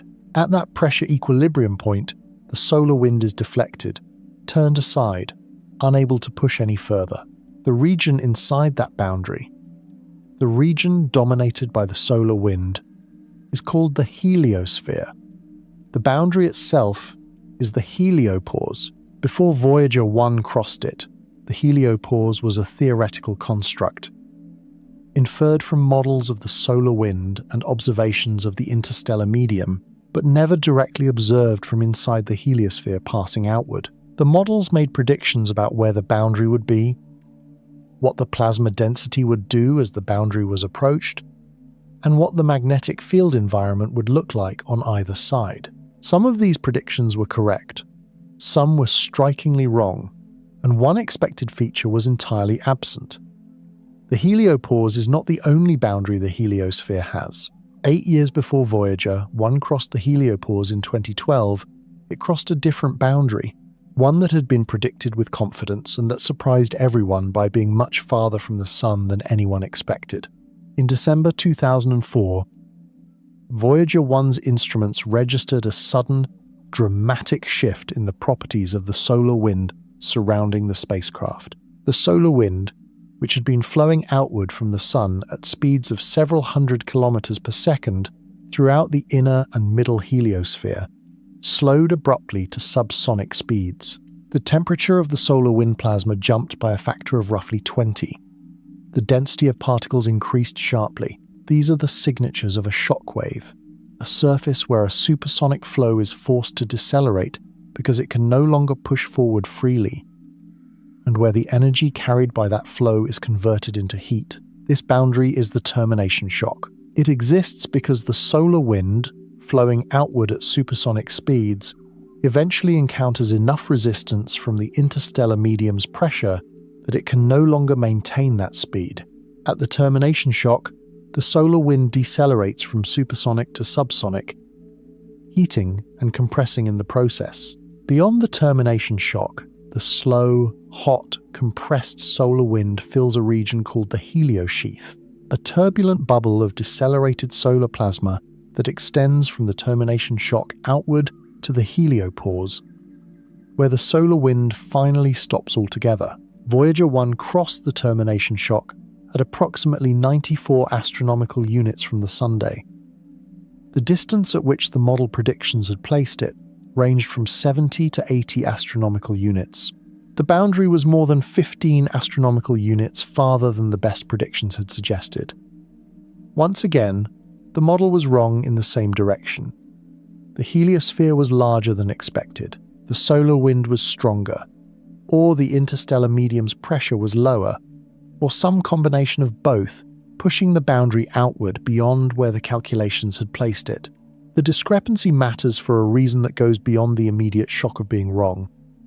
The termination shock's location tells scientists about the balance of pressures at the outermost edge of the solar wind, the same balance that determines the heliopause's location and the heliosphere's total size. If the termination shock is farther out than expected, the heliopause should also be farther out than expected. Voyager 1's crossing of the termination shock in 2004 gave the team a revised estimate of where the heliopause would be, and the revised estimate was more accurate than the original, though it's still underestimated by a few astronomical units. The 8 years Voyager 1 spent in the heliosheath, between the termination shock and the heliopause, provided the first direct measurements of this region, which had been modelled but never sampled. The heliosheath turned out to be more turbulent, more complex, and more structured than the models had predicted. The magnetic field in the heliosheath showed fluctuations and folding patterns that indicated a more dynamic environment than the relatively smooth outflow of the solar wind inside the termination shock. The particle environment was stranger still. Cosmic rays that had penetrated the heliopause appeared to stream along the magnetic field lines in the heliosheath in ways that were difficult to reconcile with the existing models of how the heliospheric magnetic field was organized. By the time Voyager 1 finally reached the heliopause in August 2012, the team had already been revising their models of the heliosphere's structure for 8 years based on the heliosheath data. The crossing of the heliopause itself was less of a surprise than it might have been, because the heliosheath data had narrowed the range of predictions considerably, but it was still not entirely expected when it happened. The plasma density increase that confirmed the crossing came somewhat earlier in Voyager's trajectory than even the revised models had predicted, and the sharpness of the boundary transition exceeded what most models had suggested was physically possible. The question of where the heliopause would be located in terms of distance from the Sun was one that planetary scientists had been analysing for decades. The answer depends on the balance of pressures, on the intensity of the solar wind at any given distance, which decreases with distance, and on the pressure of the interstellar medium, which is essentially constant on the scale of the solar system's neighbourhood. The prediction also depends on the direction. The heliosphere is not a sphere. The Sun moves through the interstellar medium, and the pressure on the sunward side of the heliosphere, where the solar wind pushes directly against the incoming interstellar medium, is different from the pressure on the downwind side, where the interstellar medium is swept aside into a long tail. The heliopause is closer to the Sun on the sunward side and farther on the downwind side. Voyager 1's trajectory carries it in the general sunward direction of the Sun's motion through the interstellar medium, toward the constellation Ophiuchus, in the direction the solar system's motion takes it. This means Voyager was heading roughly into the oncoming interstellar medium, toward the compressed region of the heliosphere rather than the extended tail. Models published in the 1992 and early 2000s predicted the heliopause in this direction would be at approximately 80 to 100 astronomical units from the Sunday, roughly 8 to 10 times the Earth-Sun distance beyond the orbit of Pluto. When Voyager 1 crossed the heliopause in 2012, it was at approximately 121 astronomical units. The models were wrong by 20 to 40%. Not catastrophically wrong, but definitively outside the range of stated uncertainty in the best predictions of the previous decade. The reason for the discrepancy, why the heliosphere extends farther in Voyager 1's direction than the models predicted, is still being analysed. The interstellar medium's density and pressure in the Sun's immediate neighbourhood may differ from the values assumed in the models. The solar wind's strength in the years before the crossing may have varied in ways that changed the boundary's location. The magnetic field in the interstellar medium, which exerts additional pressure that some models did not fully account for, may be stronger than assumed. None of these explanations has been confirmed to the satisfaction of the full research community. The plasma density increase on the 25th of August 2012 was not the only change in Voyager 1's measurements at the heliopause crossing. Everything changed at once. The cosmic ray subsystem, which had been monitoring the flux of high-energy particles from outside the solar system, showed a sudden increase in galactic cosmic ray intensity. Particles that had been partially blocked by the solar wind's magnetic field inside the heliosphere, and that were now arriving at the spacecraft without that shield. The low-energy charged particle instrument showed a corresponding decrease in solar energetic particles, which had been streaming outward from the Sun and which the heliopause deflected. The magnetometer showed a change in the direction of the local magnetic field. Inside the heliosphere, the magnetic field lines follow the solar wind's outward flow, spiraling as the Sun rotates. The Parker spiral, named for Eugene Parker, who predicted its structure in 1958. Outside the heliosphere, in the interstellar medium, the magnetic field has a different structure. It is organized by the interstellar medium's own dynamics, not the Sun's. The transition between these two field structures, observed by Voyager 1's magnetometer during and after the heliopause crossing, provided the first direct measurement of the interstellar magnetic field direction in the Sun's immediate neighborhood. The data from the crossing revealed something that had not been fully anticipated. The transition at the heliopause was not smooth. The plasma density did not rise gradually. The cosmic ray intensity did not increase gradually. The changes happened within a few weeks, nearly instantaneous on the timescale of planetary orbits, suggesting that the heliopause in Voyager 1's direction is a relatively sharp boundary, not a broad transition zone. Models that had predicted a more gradual transition had to be revised. The models were wrong, not slightly. Fundamentally, there is a feature that planetary scientists expected the heliosphere to have based on models of how a stellar wind bubble moves through an interstellar medium. It is called the bow shock, a region upstream of the heliosphere, on the sunward side in the direction the solar system moves. where the interstellar medium is compressed and heated as the solar system pushes through it, analogous to the shock wave that forms in front of a supersonic aircraft. The bow shock was predicted confidently. Multiple models predicted it. Its expected distance from the Sun, its expected structure, the signatures that Voyager 1 should observe as it approached and crossed it. All of these were worked out in detail in the theoretical literature. When Voyager 1 reached the region where the bow shock was expected, the plasma wave subsystem saw nothing. The cosmic ray subsystem saw nothing. The magnetometer saw nothing. There was no bow shock. The absence of the bow shock is, in its way, as significant a finding as the discovery of the polar ice on Mercury or the hollows in Mercurian craters, a feature that models confidently predicted turning out not to exist. The explanation developed in subsequent years is that the Sun's motion through the interstellar medium is slower than previously assumed. The solar system moves at approximately 23 kilometers per second relative to the local interstellar medium, rather than the 26 to 30 kilometers per second that earlier estimates suggested. At 23 kilometers per second, the solar system's motion is subsonic relative to the interstellar medium.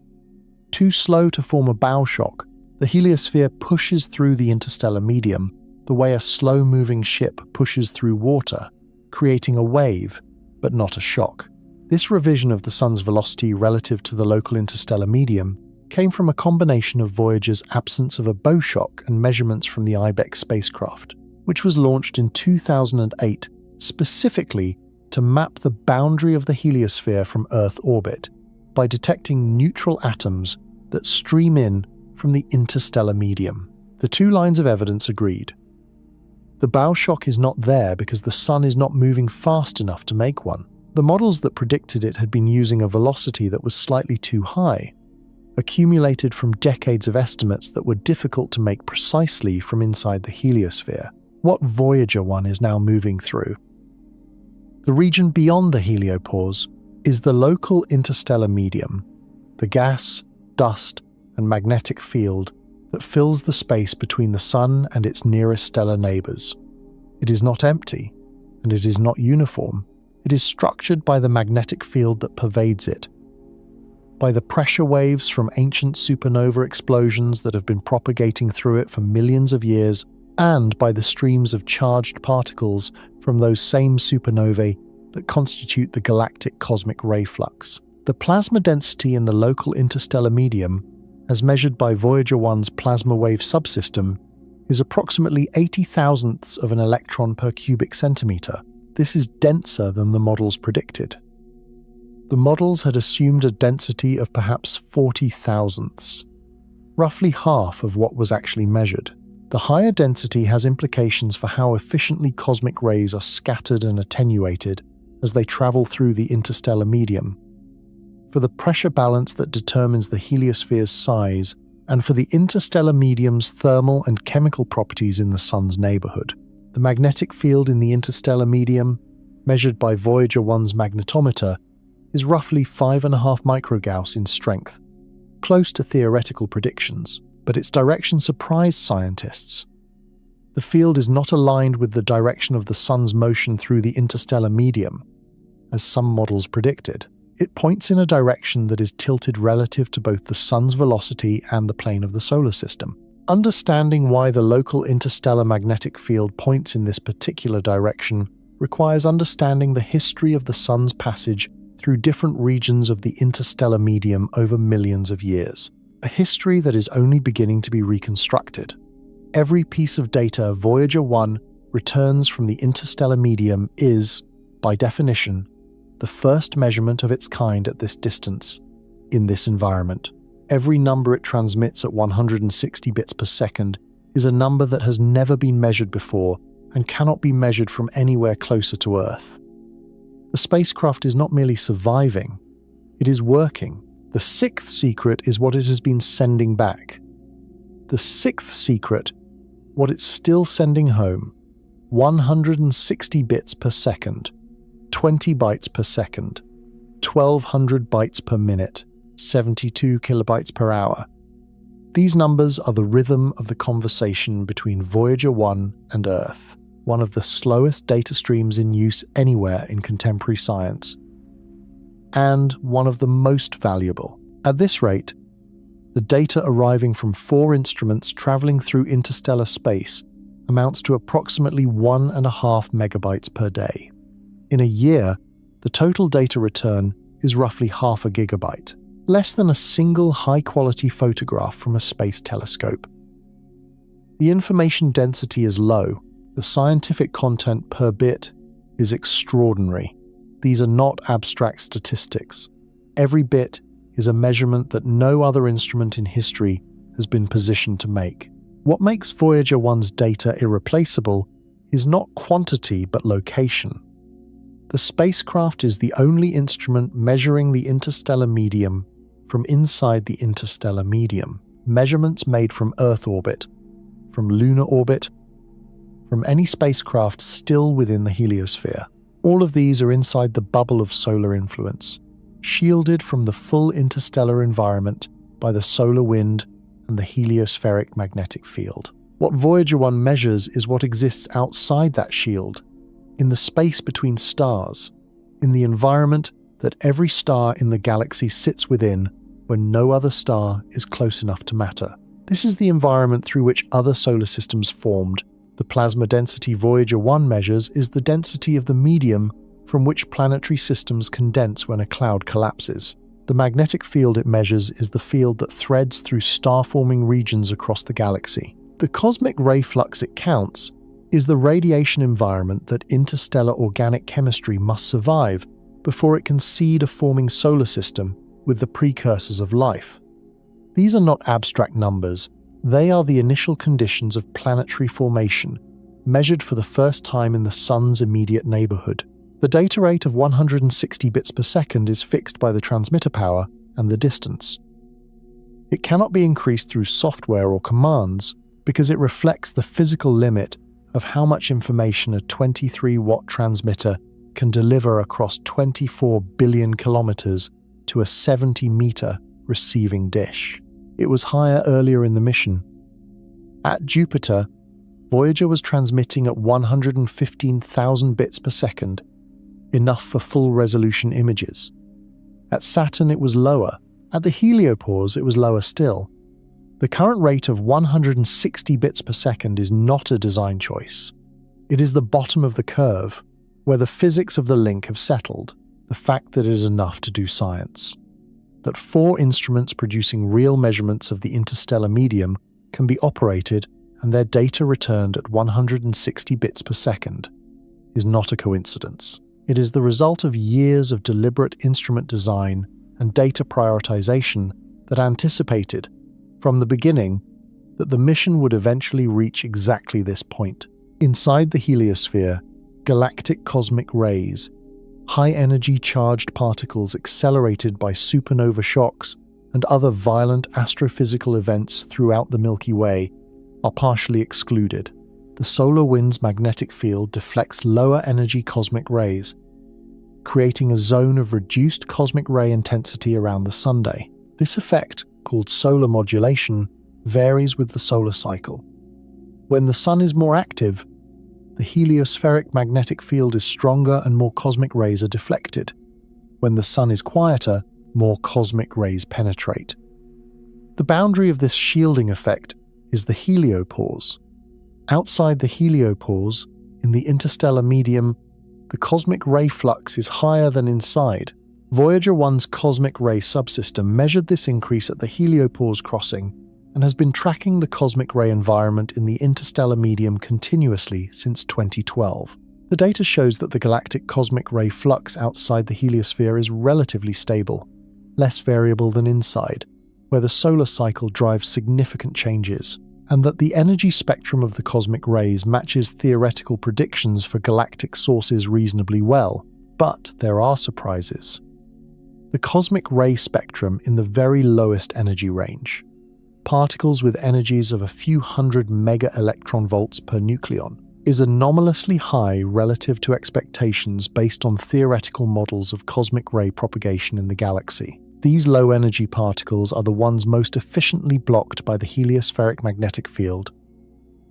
And before Voyager 1 crossed the heliopause, their actual abundance in the interstellar medium could not be measured because any measurement from inside the heliosphere was affected by the modulation. The Voyager data showed that there are more of them than the models predicted, by a factor that suggests the models of interstellar cosmic ray propagation need revision. Edward Stone, who served as the Voyager project scientist from 1972 until his retirement in 2022, 50 years, the longest tenure of any project scientist in NASA history, described the cosmic ray measurements as one of the mission's most important contributions to astrophysics, precisely because they constrain models that cannot be tested in any other way from anywhere accessible to current spacecraft. Technology. The nearest other star is more than 4 light-years away. There is no spacecraft approaching it. The only in-situ measurement of the interstellar cosmic ray spectrum available to science is the 160 bits per second arriving from Voyager 1. The interstellar magnetic field is not uniform. It is structured by the pressure and density variations in the interstellar medium, by the plasma instabilities that arise where different regions of the medium interact, and by the accumulated influence of supernova explosions that have been injecting energy and magnetic flux into the interstellar medium throughout the history of the Milky Way.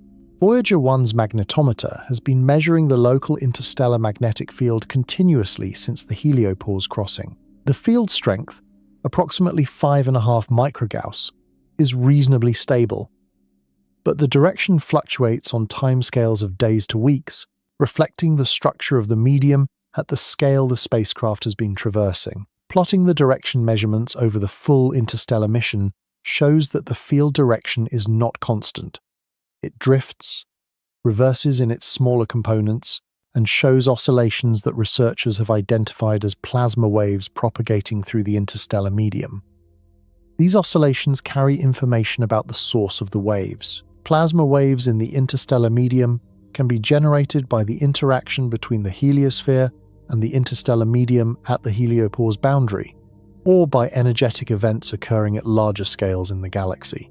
Distinguishing between these sources requires detailed analysis of the wave frequencies, amplitudes, and propagation directions.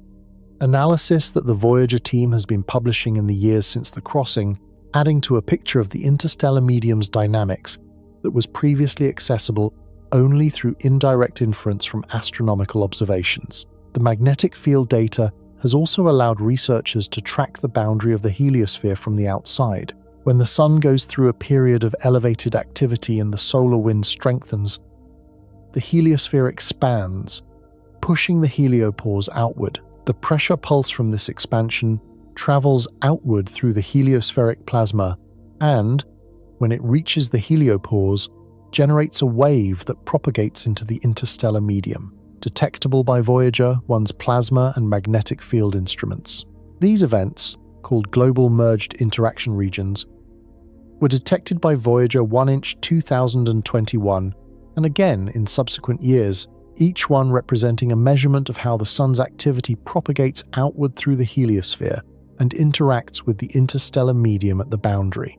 The spacecraft that left Earth 49 years ago is measuring the Sun's influence on the interstellar medium from the outside. It has become the first observatory located in interstellar space, tracking the behavior of the solar system as a whole system, from a vantage point that no ground-based telescope, no Earth-orbiting satellite, no inner solar system spacecraft can replicate.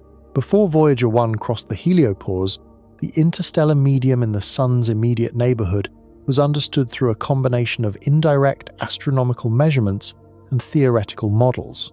The measurements were made from within the heliosphere, looking outward through instruments that detected the neutral atoms and energetic particles that penetrate the heliopause in small numbers, or observing the radio emissions from the interstellar medium at large with telescopes that could not resolve features at the scale of the Sun's neighborhood. The models were calibrated against whatever data could be extracted from these indirect measurements. What the models got wrong, in addition to the plasma density, the bow shock, and the cosmic ray energy spectrum is a reminder of how much inference had been substituted for measurement in the study of the local interstellar medium. Every prediction that turned out to be incorrect was a prediction made in the absence of data from the environment being predicted. Every correction that Voyager 1's data has forced on the models is a correction that cannot be made from anywhere closer to Earth, because the environment being modeled is the environment outside the heliosphere, and Voyager 1 is the only instrument there. The scale of what was not known is difficult to convey. The interstellar medium is not a detail of planetary science. It is the medium through which the solar system moves, the environment that sets the radiation background the solar system's planets experience, the source of the raw materials from which the next generation of stars and planetary systems will form. Understanding it accurately matters for understanding where the solar system came from and where it is going. Before 2012, that understanding was substantially inferred. After 2012, it has been increasingly measured.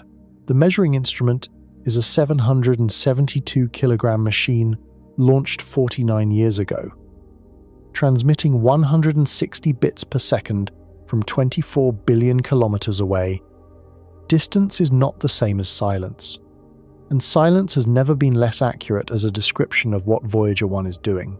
Ed Stone became the Voyager project scientist in 1972, 5 years before Voyager 1 launched.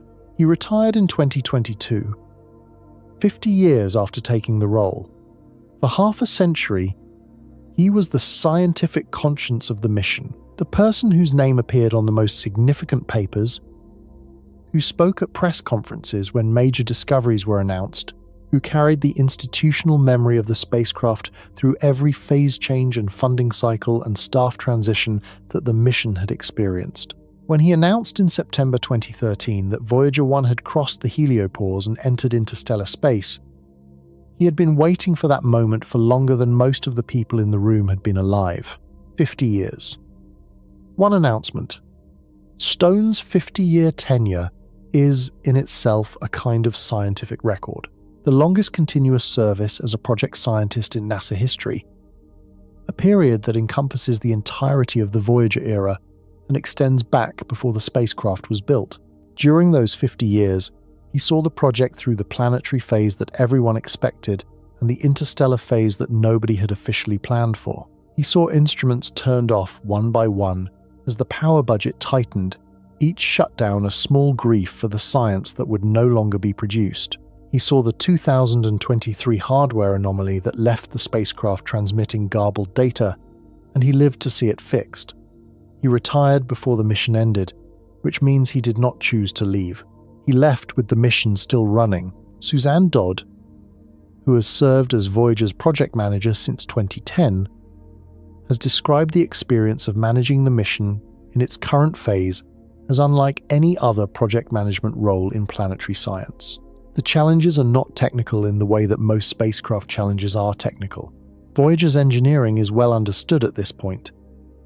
The spacecraft's behavior is predictable within the bounds of its hardware constraints, and the operating team has been doing this long enough that very little surprises them. The challenges are human. Maintaining a small team's motivation and institutional knowledge across years of routine operations, interrupted by occasional crises, managing a program budget that requires justification every fiscal year despite the mission's scientific uniqueness, and planning for the end of a mission that has no precedent. Because no spacecraft has ever operated for this long, and nobody knows exactly what the end will look or feel like from inside the operations room.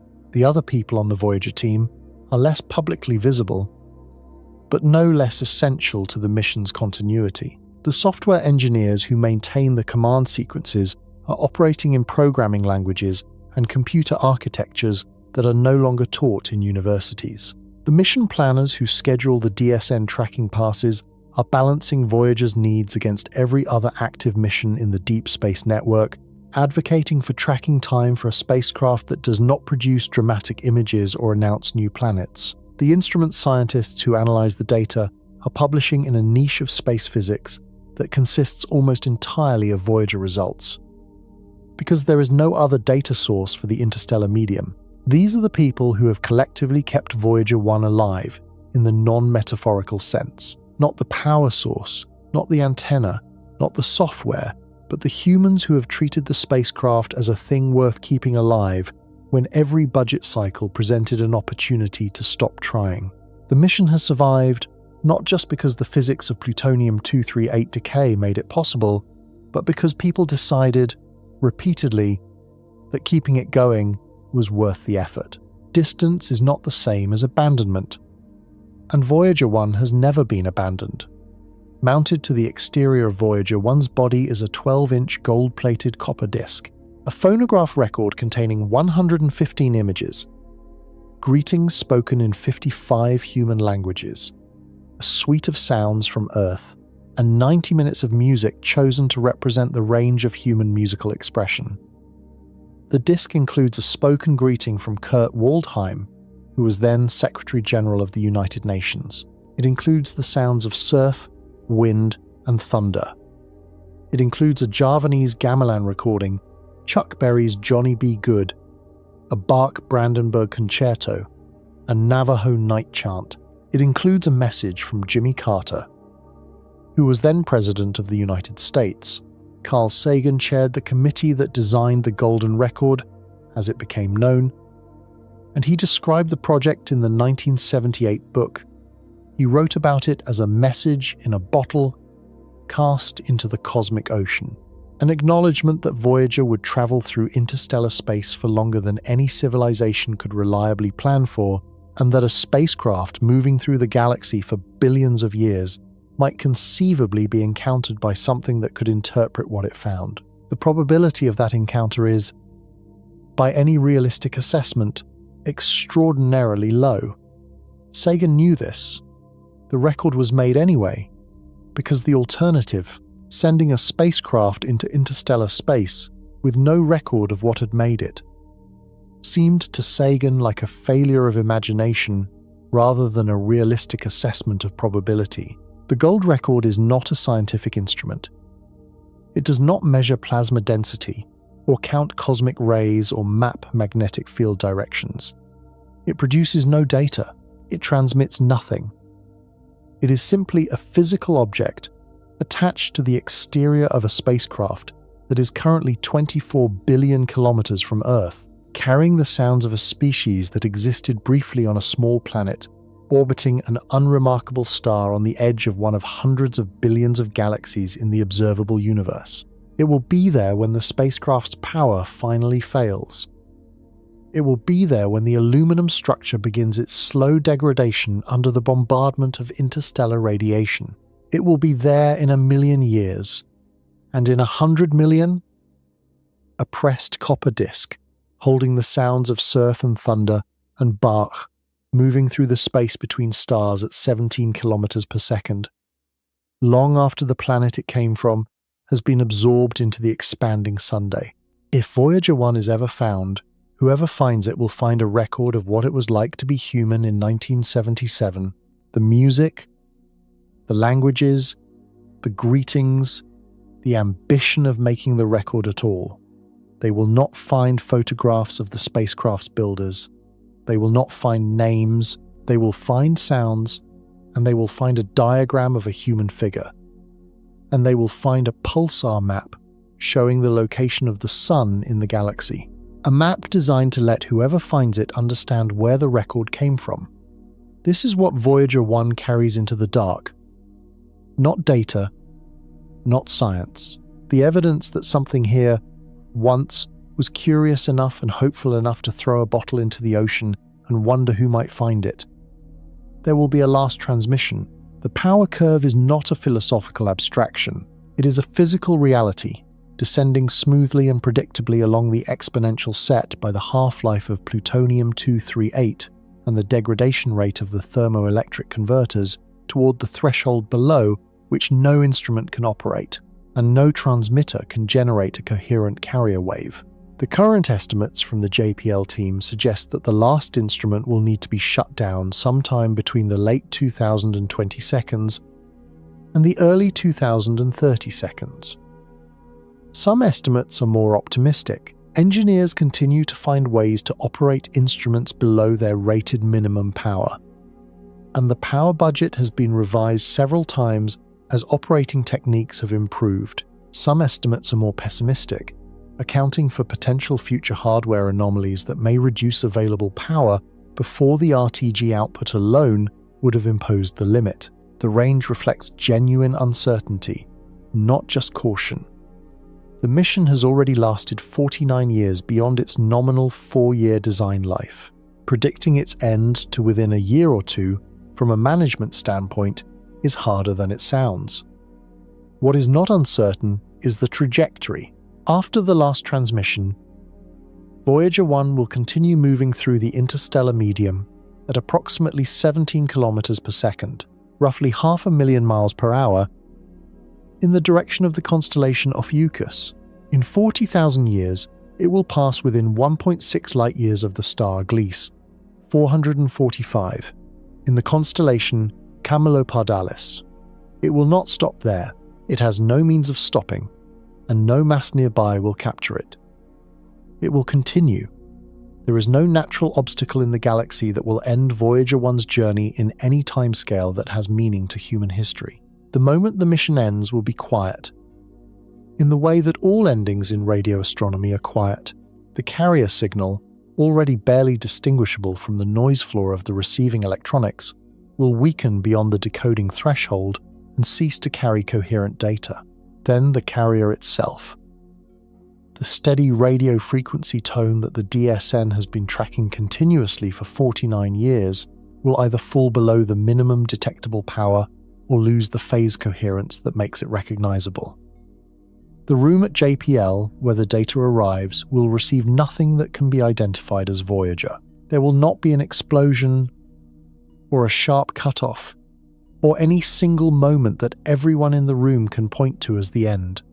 There will be a gradual, prolonged, uncertain, fading, weeks or months of increasingly marginal signal of instruments operating below their rated minimums, of power budget calculations updated every few days as the RTG output continues to decline.